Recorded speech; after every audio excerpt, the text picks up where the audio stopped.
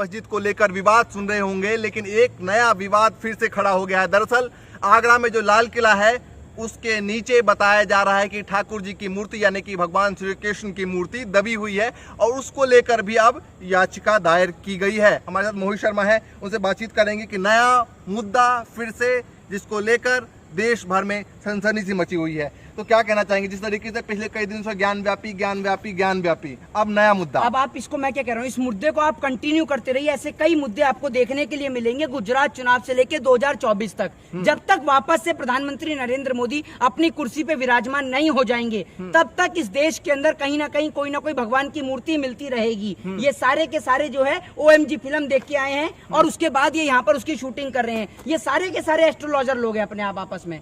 आप एक बात मुझे बताइए, क्या कोर्ट का समय आपको इतना खाली दिखता है कि कोर्ट में आप इस प्रकार की याचिका लगा रहे हैं? और दूसरी बात, अगर आप इन मंदिरों की खोज कर रहे हैं तो मंदिरों में पूजा कौन करेगा?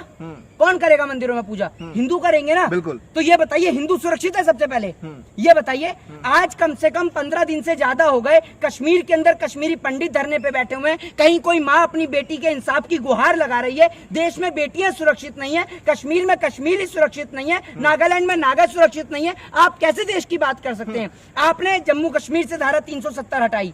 जम्मू कश्मीर की हालत आज खराब है। जम्मू कश्मीर पूरी तरीके से बर्बाद हो चुका है। आपने 371 नागालैंड में जो लगा हुआ है, आप देख रहे हैं नागालैंड की भी स्थिति पूरी तरीके से खराब है। आज देश के तमाम राज्यों की स्थिति खराब है। कश्मीर हो या नागालैंड हो, तमाम जगह पे प्रधानमंत्री नरेंद्र मोदी कोई काम नहीं कर रहे हैं। इससे पहले हमने देखा कि जिस तरीके से याचिका डाली गई थी ताजमहल को लेकर और उसको लेकर फटकार भी मिली थी कोर्ट से, उसके बाद अब ताजमहल के ठीक साइड में ताजमहल तो मैं आपको बता दूं, ताजमहल के अलावा बहुत सारी जगह हैं, चाहे वो अजमेर शरीफ की दरगाह हो, बहुत सारी तमाम जगह हैं। इन लोगों के पास अब मुद्दे नहीं बचे हैं। ये जो है ये देश में चाहते हैं एक बहुत बड़ा गृह युद्ध, जिसको ये हिंदू और मुस्लिम का संज्ञान देना चाहते हैं। प्रधानमंत्री कोई इन्वॉल्वेंस नहीं है, गृह मंत्री कोई भाषण कोई स्पीच नहीं दे रहे हैं। मैं आपसे पूछता हूँ, क्या गृह मंत्री हिंदू है या नहीं है? हिंदू है ना।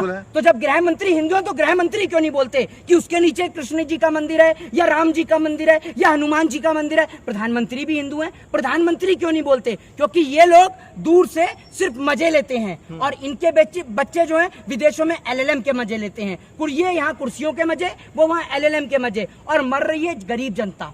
हिंदू और मुसलमान के नाम पे आज अगर गली से कोई हिंदू निकल जाए माथे पे तिलक लगा के मुसलमान के एरिया से, तो आप ये देखिए उसके अंदर कितना डर का भय हो जाता है। और वहीं अगर कोई मुसलमान सर पे टोपी लगा के हिंदुओं के इलाके से निकल जाए तो उसके सर पे भय हो जाता है, क्योंकि दोनों के अंदर नफरत भर दी गई है, एक नफरत की दीवार पैदा कर दी गई है। पिछले 1 महीने से हम देख रहे हैं कि लगातार एक के बाद एक, चाहे दिल्ली से लेकर यूपी तक और तमाम राज्यों में ये मुद्दे जो है उखड़कर सामने आ रहे हैं। तो क्या मानते हैं? देखिए, प्रदेश के मुख्यमंत्री इसको लेकर कुछ नहीं बोलेंगे। प्रदेश के मुख्यमंत्री को अपनी कुर्सी मिल गई है। वो तो सोच रहे हैं कि जब दोबारा से चुनाव होगा यूपी का, तब मैं देखूंगा, मथुरा भी देखूंगा, काशी भी देखूंगा, ज्ञान वापी भी देखूंगा, ताजमहल भी देखूंगा, लाल किला भी देखूंगा और कुतुब मीनार भी देखूंगा। ठीक है, उसके बाद अब आप ये देख लीजिए, ये लोग तो एकदम शांत हो गए, लेकिन भारतीय जनता पार्टी का कोई भी नेता नहीं बोल रहा है। बोलने वाले कौन है? कोई हिंदू संगठन का अपने आप को बताता है, कोई कहता है कि मैं हिंदू से ये हूं। अरे आप हिंदुओं के कब से ठेकेदार हो गए? आप उस समय कहाँ थे? मुझे आप बताएंगे सनातन धर्म में कहाँ लिखा है मंदिर को तोड़ना?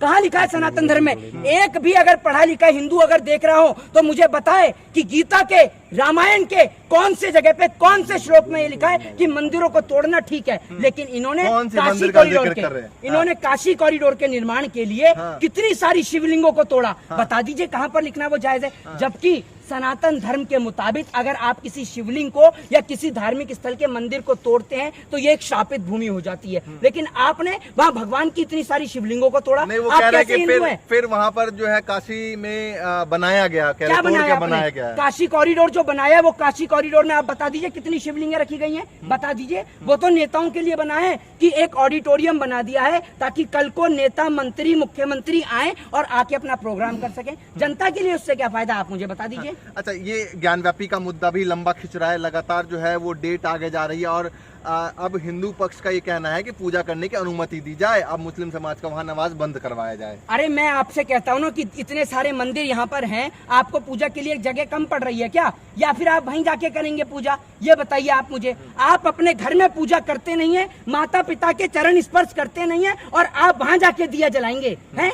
आप सिर्फ हिंदुओं का गला कटवाना जानते हैं, आपको कोई पूजा नहीं करनी है, आप तो उसमें सिर्फ दंगे और फसाद करने हैं। अगर आपको पूजा करनी हो, ये अपने माता पिता के पैर नहीं छूते हैं, इनके माता पिता वहां वृद्धाश्रम में बैठे होंगे और ये यहाँ पूजा करने चले हैं। पता है हमें कैसी पूजा हो रही है? इनों का उद्देश्य सिर्फ हंगामा खड़ा करना है, देश के अंदर गृह युद्ध करने की स्थिति। नहीं, वो कह रहे हैं हंगामा नहीं, हम तो हक मांग रहे हैं पिछले 300-400 साल से लगातार। अरे आप हक मांग रहे हैं तो सरकार आपकी है, सरकार क्यों नहीं बोल रही है इसमें?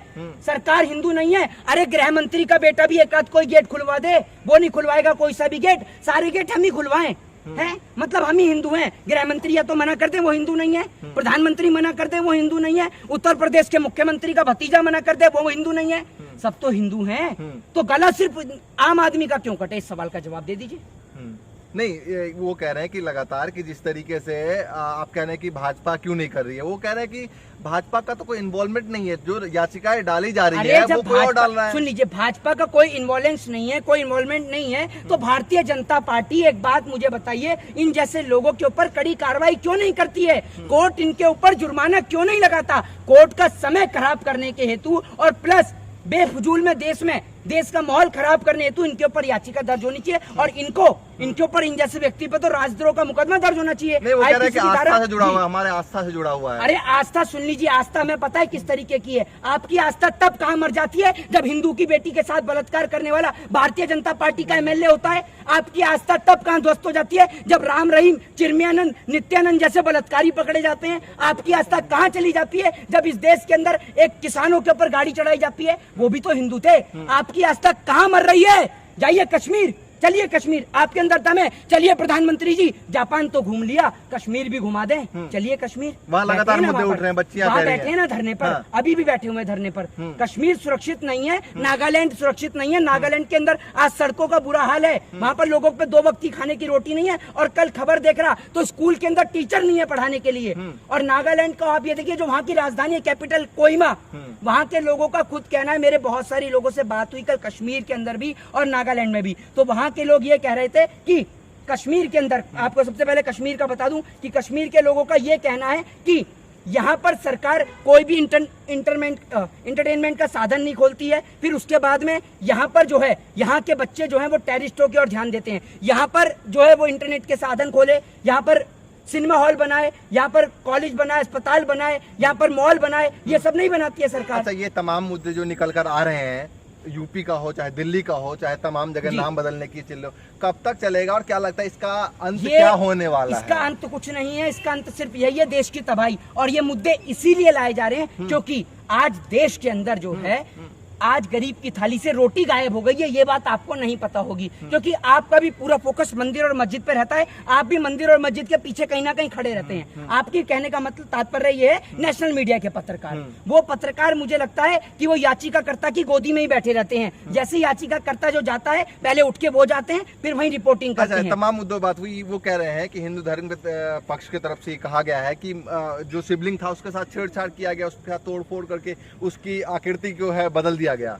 देखिए, कहने को तो मैं कुछ भी कह सकता हूँ, मुंह बोलने का कोई टैक्स नहीं है, तो ये जो मर्जी बोल देते हैं, जो मर्जी याचिका लगा देते हैं, लेकिन ये नहीं होगा। सबूत प्रमाण सब कुछ है। और दूसरी बात ये है कि आप ये बताइए कि देश के अंदर इतने सारे मंदिर हैं, आप उनमें पूजा करते हैं? राम जी का इतना भव्य मंदिर बन रहा है, आप वहाँ कितने दिन गए हैं जोत जलाने के लिए? कितने दिन पूजा करने के लिए गए, बता दीजिए।